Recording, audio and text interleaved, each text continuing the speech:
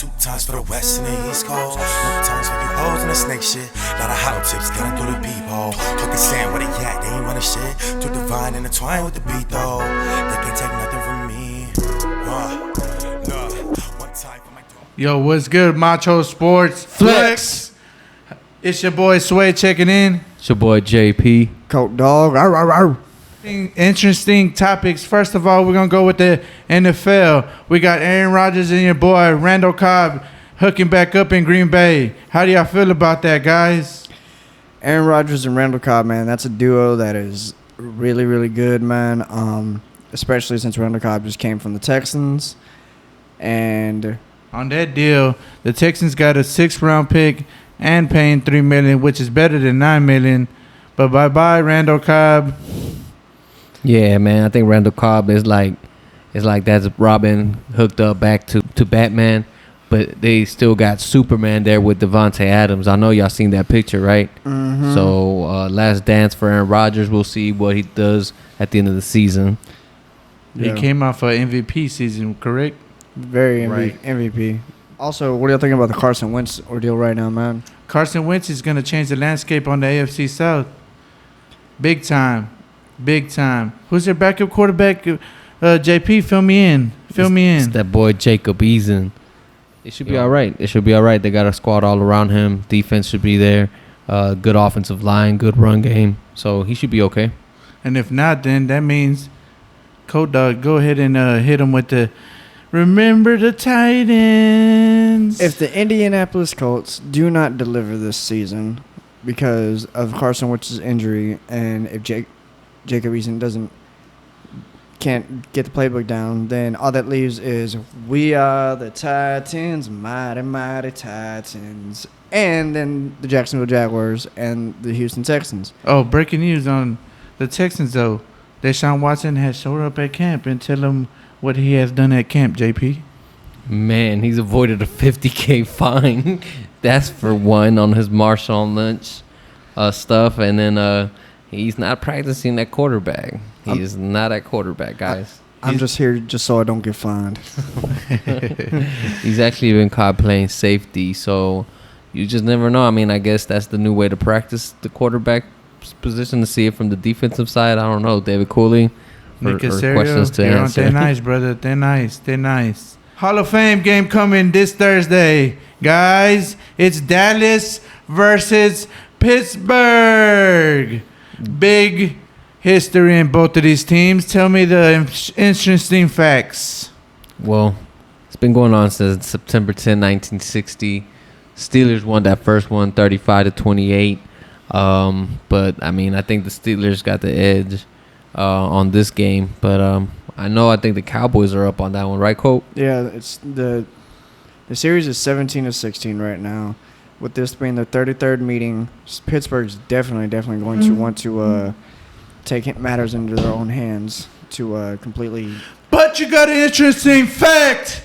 The Pittsburgh Steelers have one more Super Bowl ring than the Dallas Cowboys. 6-5. Pittsburgh's got the upper hand. hardware. Anything new with the NBA right now? There's a lot of interesting stuff going on. Starting off with the biggest breaking news is Los Angeles Lakers making a trade for Russell Westbrook. They traded Caldwell Pope, Montrezl Harrell, Kyle Kuzma to the Wizards, and a first-round pick to the Wizards for Russell Westbrook. So it's a big three in LA. It's either championship or bust. I mean, that's always the case with LeBron. But, yeah, that was a huge trade. Put him in a position to be the new big three. So, I mean, we'll see. I mean, we got a lot of new big threes coming back. We got the old big three coming back from Golden State, Stephon Curry, Klay Thompson, Draymond Green.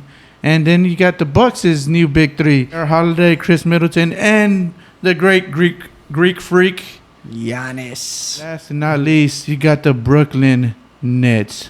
Name the big three, JP. Name the big three. James Harden, Kyrie Irving, and KD. Yeah, so the Slim Reaper. they're going to be a threat for sure. And, I mean, they're going to just reload their bench players. So they're going to come back. And Milwaukee for sure will have their hands filled with them. And then another big landscape, you got the NBA draft. Chad Cunningham coming in, #1 draft pick. And then you got Jalen Green for the Houston Rockets at the 2nd pick. And fill me more in on this NBA draft, JP. Right, we got Evan Mobley to the Cavaliers. I also got Scotty Barnes that went to the Raptors. And #5, I have the Magic with Jalen Suggs. So we'll see what these rookies do this year.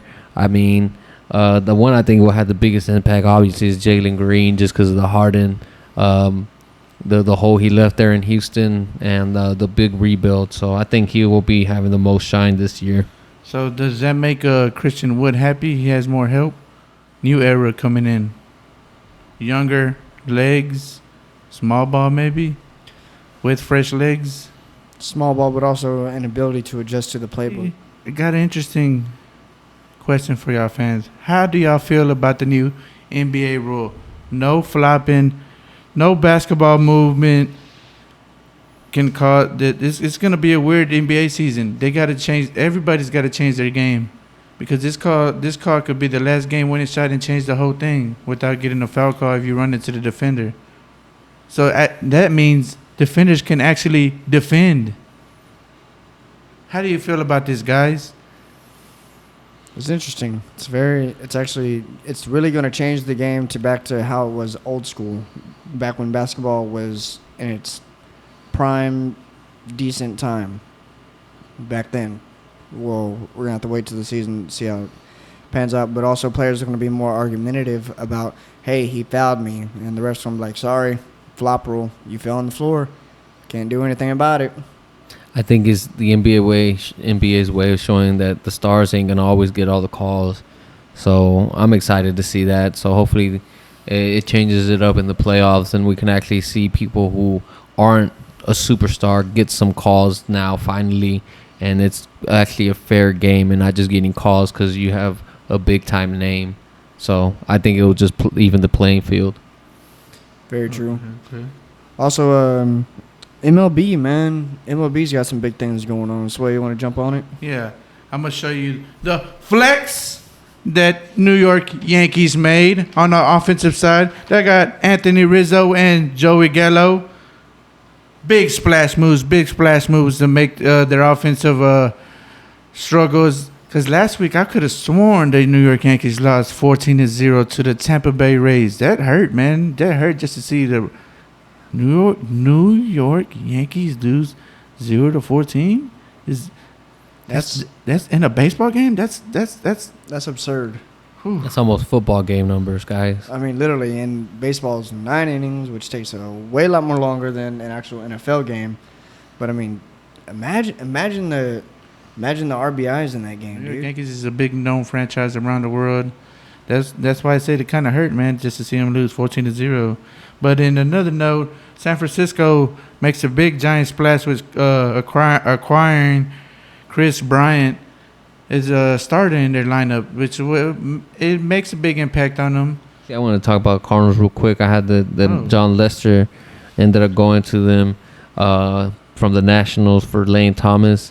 Also have the White Sox upgrading themselves with Craig Kimbrell for second baseman Nick Madrigal. Which makes the Chicago White Sox best bullpen in the MLB. Will that change things around for them? Could that bring them to title contenders?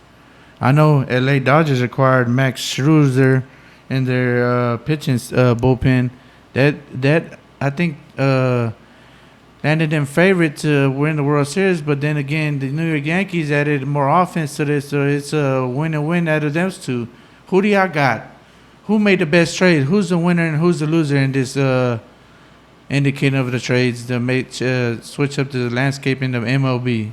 Well, I mean, you can say the Dodgers had the best chance, but they still got to get past the Giants because they're still right now leading in the NL West. I got the Brewers still leading the NL Central. Mets are up on the NL East. AL West, we still got the Astros. This AL Central, still got the White Sox and it's a close race on the AL East, just a half a game behind. The Red Sox are trailing the Rays. So we'll keep a close eye on that, see how the trades impact the rest of the season. Y'all guys just stay tuned in, stay flexing, guys. You know what I mean? Exactly. Look, this dude don't. I stay flexing all day, baby. I stay flexing. Like us on Facebook, Instagram, TikTok coming soon. Stay tuned, guys. It's getting better. What goes around comes around, cycle continuing. Mind on my money, I'm all about dividends. Only catch flight to you, all of your feelings. Kid bumping tips and JR know that they feeling it. All in their mouth like a feeling is. Go bring a dentist in. I've been tuned in like I'm off of that Ritalin. Hop in that booth and start riddling.